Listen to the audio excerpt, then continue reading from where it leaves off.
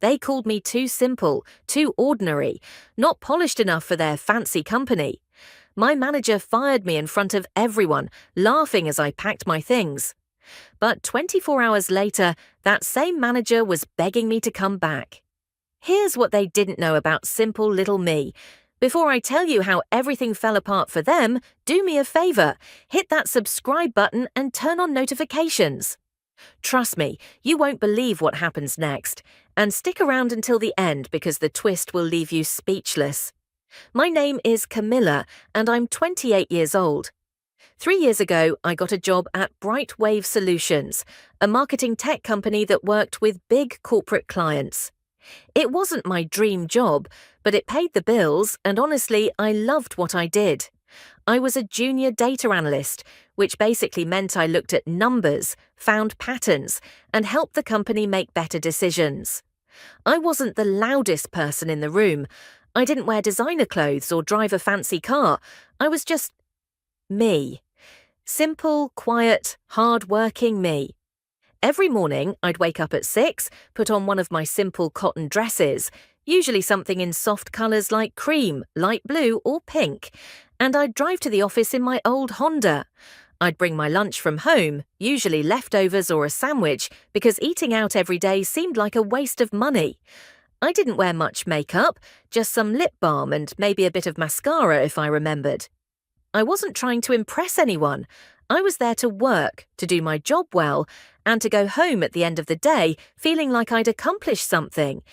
But apparently that wasn't enough for my manager, Mr. Harrison. No, wait, different Harrison. My manager's name was Andrew Sterling. He was one of those guys who cared more about how things looked than how they actually worked. He wore expensive suits, always grey or tan, perfectly tailored, and he drove a silver Mercedes that he parked in the front spot every single day. Andrew valued presentation. He wanted his team to look sharp, polished, like we'd just stepped out of a corporate magazine. And I didn't fit that image. The comments started small, little jabs here and there. Camilla, is that the same dress you wore last week? Or, we have clients coming in, maybe dress up a little. At first, I laughed it off. I thought he was joking, but then it got worse. He started saying things in front of other people. During team meetings, he'd look at me and say, "We need to maintain a certain standard here. This is a professional environment, not a casual hangout spot." Everyone would glance at me, and I'd feel my cheeks burning with embarrassment. My co-workers weren't much better. There was this woman, Jennifer, who sat 2 desks away from me. She was everything I wasn't. Tall, always dressed in expensive outfits, wore heels that clicked loudly on the office floor.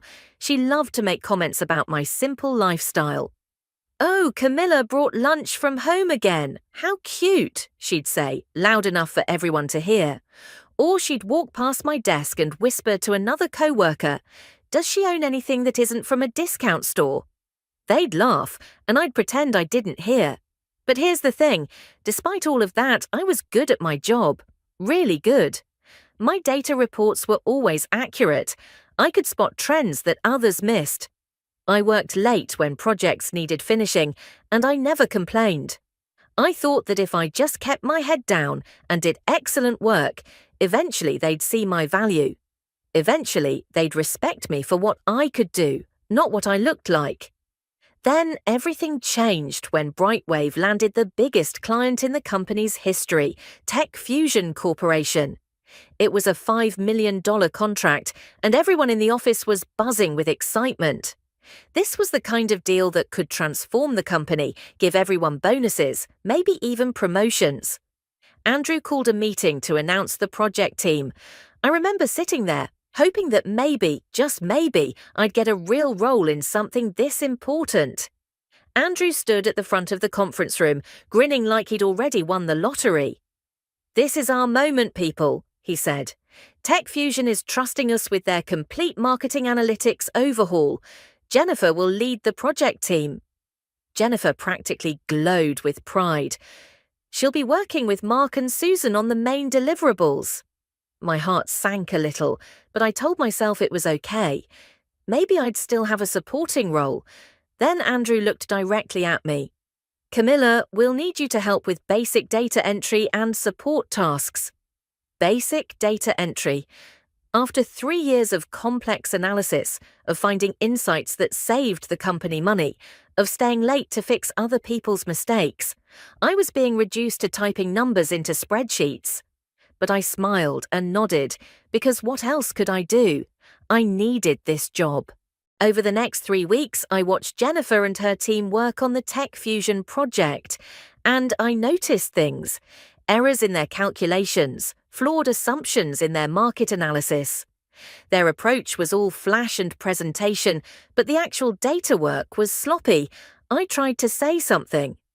One afternoon, I approached Andrew's office and knocked gently. Andrew, I've been looking at the Tech Fusion reports, and I think there might be some issues with the demographic segmentation. The numbers don't quite... He cut me off without even looking up from his computer. Camilla, Jennifer has it under control. Just focus on your assigned tasks. His tone was dismissive, like I was a child interrupting adult conversation. I left his office feeling smaller than ever. Then came the day that changed everything.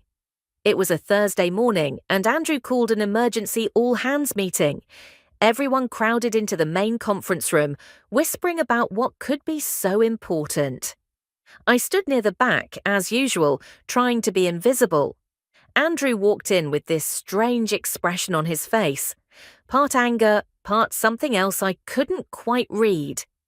I've been doing a lot of thinking, he began, about our company culture and our image. We're working with elite clients now. Companies like Tech Fusion expect a certain level of sophistication from us. My stomach started to knot. I had a bad feeling about where this was going. And unfortunately, not everyone here meets that standard. He turned and looked directly at me. My breath caught in my throat. Camilla, I'm sorry, but we're going to have to let you go. You're a nice person, but you're just too simple for where this company is headed. Too plain. Our clients expect polish, and frankly, you don't represent the image we're trying to project. The room went silent. I felt like I'd been punched in the stomach. Too simple, too plain. The words echoed in my head. Someone in the back giggled. It might have been Jennifer.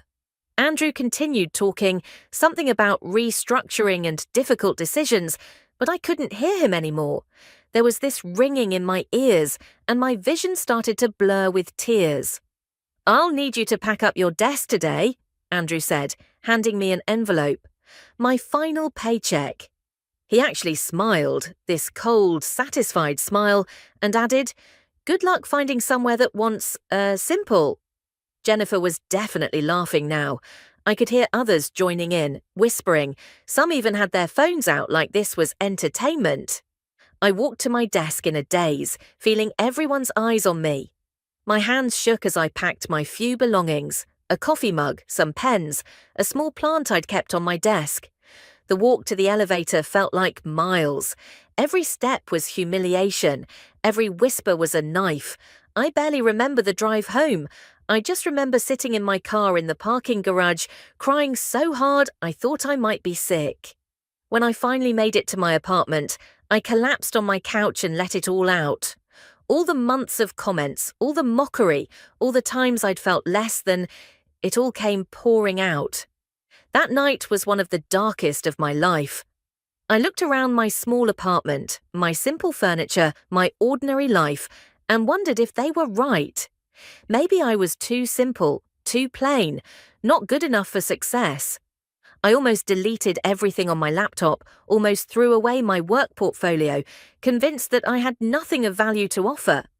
Then my sister called. She's always been my rock, the one person who never made me feel small. Camilla, what's wrong? She asked the moment she heard my voice. I told her everything, the firing, the humiliation, all of it.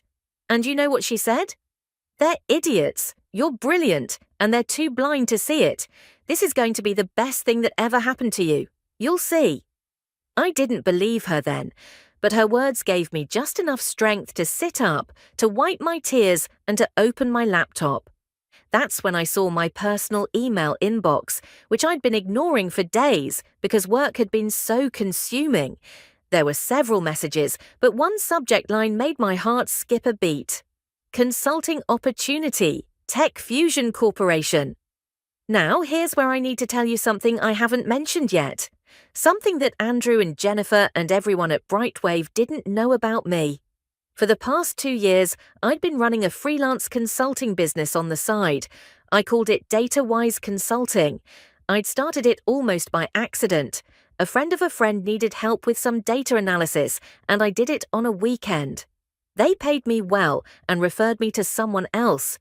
Before I knew it, I had clients all over the world, all paying premium rates for my expertise. I kept it secret because I genuinely liked my day job at Brightwave. I liked having co-workers, liked having a routine, liked feeling part of a team, even if that team didn't always appreciate me. The consulting was just extra income, something I did in the evenings and on weekends. But it had grown bigger than I'd ever expected. I had 15 regular clients, and I was making more from DataWise than I made from my salary at Brightwave. Nobody knew. I kept my two worlds completely separate. And now here was an email from Tech Fusion Corporation, the very company that Brightwave was desperately trying to impress, asking to hire DataWise Consulting. Me. They wanted to hire me for a 6-month analytics project, offering $200,000. The email had been sent 3 days ago, right when I was dealing with all the stress at Brightwave. I'd completely missed it. I read the email 3 times, my hands shaking. The Tech Fusion representative, a Mr. Harrison, yes, the same last name as my old boss but a different person, wrote that they'd heard excellent things about DataWise's reputation. They wanted a parallel analytics review of their new marketing partner's work. They'd heard some concerns about the approach being taken and wanted an independent expert opinion. They were talking about Brightwave. They wanted me to review Brightwave's work. And nobody at Brightwave knew that simple little Camila was actually the renowned DataWise Consulting. I sat there for a long moment, staring at the screen. Part of me felt this surge of vindication. Another part felt terrified. What should I do? I could ignore the email, try to move on with my life. Or I could respond, accept the job, and do what I did best. Excellent analytical work. I wouldn't be doing anything wrong. I'd just be taking a consulting job, same as I'd done dozens of times before. I typed out a response. Thank you for reaching out. I'd be honored to work with Tech Fusion. I can begin the review immediately. I hit send before I could second-guess myself. The next morning, I woke up feeling different. Still hurt, still angry, but also determined. I spent the entire day reviewing Brightwave's preliminary reports for Tech Fusion, which the client had sent me as reference materials. And oh my God, it was worse than I'd thought. I found 23 critical errors. Their demographic segmentation was completely wrong. Their market analysis was based on outdated data. Their projections were wildly optimistic with no statistical basis. It was exactly what I'd tried to warn Andrew about, and he'd dismissed me. I compiled everything into a detailed report and sent it to Mr. Harrison at Tech Fusion. His response came within an hour. This is exactly what we feared. We have a presentation scheduled with Brightwave tomorrow morning. Can you be available for a call afterward? The next day, I can only imagine what happened at Brightwave. Later, I heard the full story from someone who was there. Andrew had arrived early, confident and smiling. Jennifer and her team had prepared this flashy presentation, lots of graphs and colourful slides, all style and very little substance. The Tech Fusion executives arrived, led by Mr. Harrison, and everyone settled into the conference room. Jennifer started presenting, and apparently it was going okay at first. Then Mr. Harrison started asking questions. Specific questions about the data, about the methodology, about the assumptions. Jennifer stumbled. She tried to deflect, to talk about overall trends and strategic vision, but Mr. Harrison wasn't having it. He pulled out a tablet and started pointing at specific errors. Your demographic segmentation here, he said, is fundamentally flawed. You've grouped age ranges that have completely different buying behaviors. And these market projections, they're based on data from 2019. The market has changed dramatically since then. Andrew jumped in, trying to smooth things over. We can absolutely refine those numbers, Mr. Harrison. We're still in the preliminary phase. We've hired an independent consultant to audit your work, Mr. Harrison interrupted. DataWise Consulting. Perhaps you've heard of them. They're considered the best in the industry for this type of analysis. I later heard that Andrew's face went pale. He forced a smile and said, "Oh yes, DataWise, excellent firm." "They've already reviewed your preliminary reports," Mr. Harrison continued. "They found 23 critical errors. 23. Their full audit is in this document." He pulled up my report on the conference room screen, page after page of detailed analysis, showing exactly where Brightwave had gone wrong and what the correct approach should be. The room fell silent. Jennifer was staring at the screen, her face bright red. Andrew was gripping the edge of the table so hard his knuckles were white. "If these concerns aren't addressed within 48 hours, Mr. Harrison said, standing up, "we'll have no choice but to terminate our contract. We'll be in touch." After Tech Fusion left, all hell broke loose at Brightwave. Andrew was screaming at Jennifer. Jennifer was crying.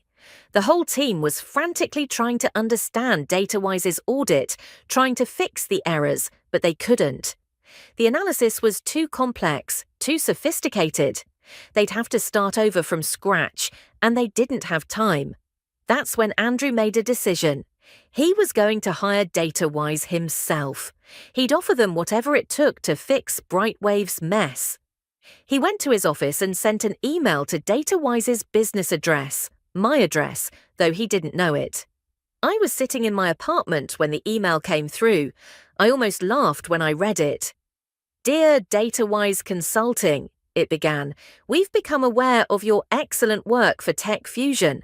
We'd like to engage your services to help us refine our analysis. We're prepared to offer $300,000 for immediate assistance." $300,000? He was offering me $300,000. The same man who'd fired me for being too simple was now begging for my help without knowing it was me. I thought about it for a long time. I could just ignore him, let Brightwave fail, and move on with my life. That would be the simple revenge. But something in me wanted more. I wanted Andrew to know. I wanted him to see, really see what he'd done. I typed a response. "I appreciate your offer. However, I prefer to meet potential clients in person before committing to projects of this magnitude. Would you be available tomorrow at 2 p.m. at the Riverside Cafe downtown?" His response came immediately. "Absolutely, I'll be there. How will I recognize you?" I smiled as I wrote back, "Don't worry, I'm sure we'll recognize each other." The next afternoon, I arrived at Riverside Cafe 15 minutes early.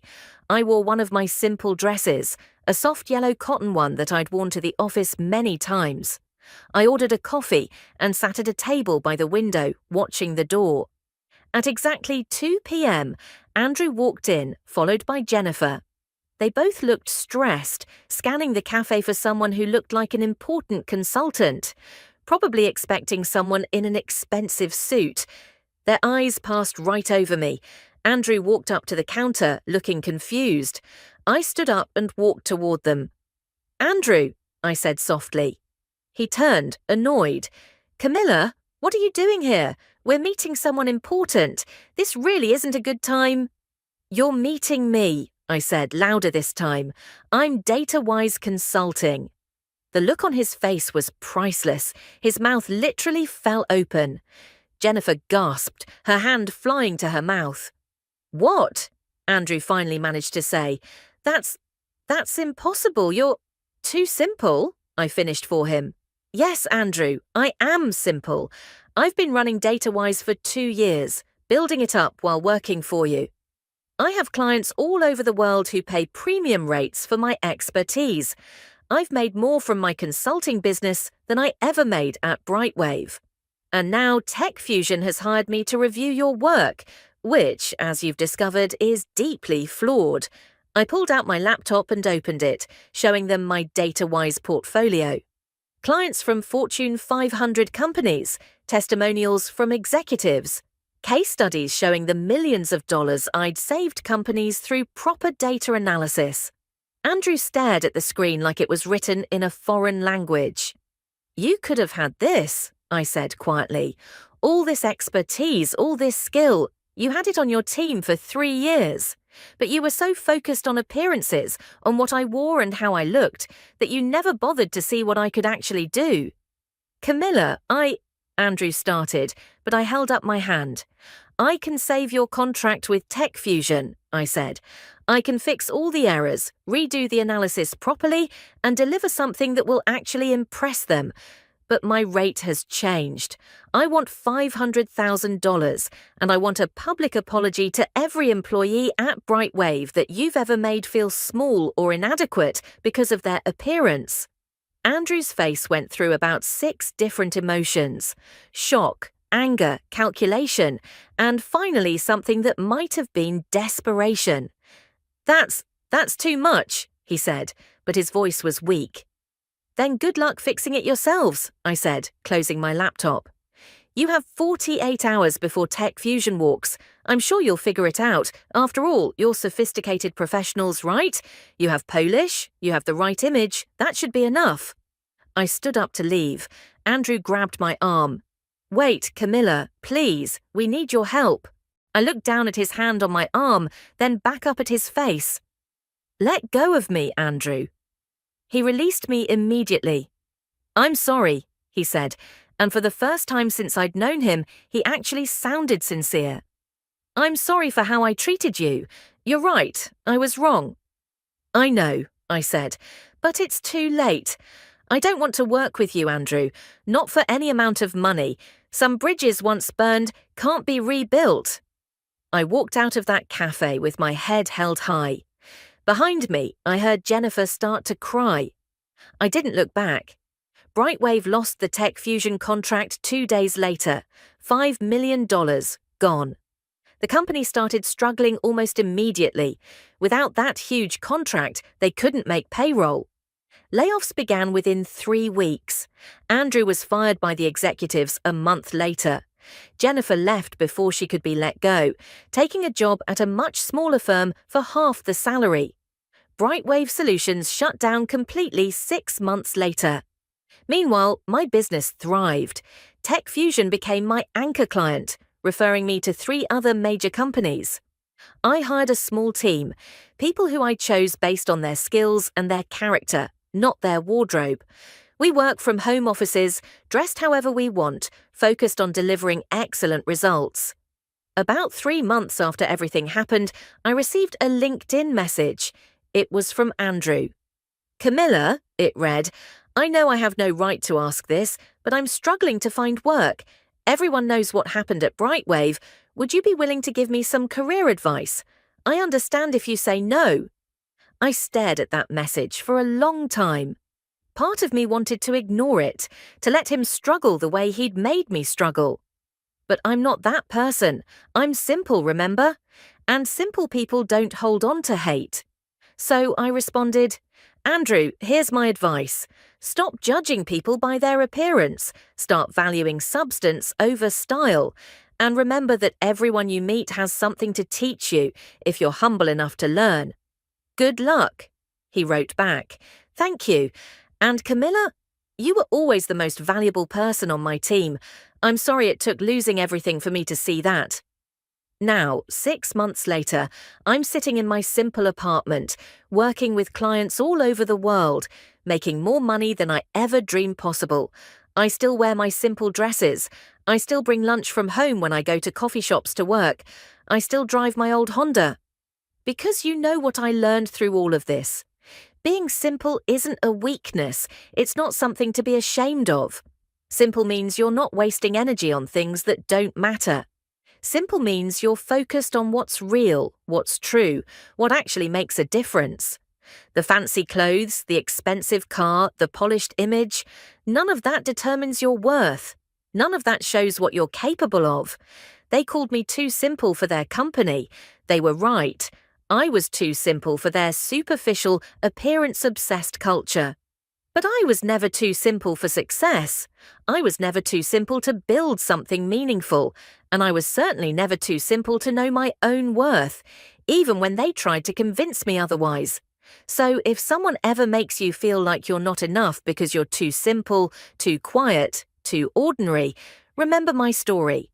Remember that the people who judge you by your appearance are telling you everything about themselves and nothing about you. Keep doing excellent work, keep being genuine, keep being yourself. Because in the end, substance always wins over style, always. If this story taught you anything, let me know in the comments. Have you ever been underestimated because of how you looked or acted? Drop your story below. I read every single one. And if you loved this twist, smash that like button and share this video with someone who needs to hear that being simple is actually a superpower. Subscribe for more stories like this. Remember, never let anyone make you feel small for being yourself. I'm Camilla, and I'll see you in the next one.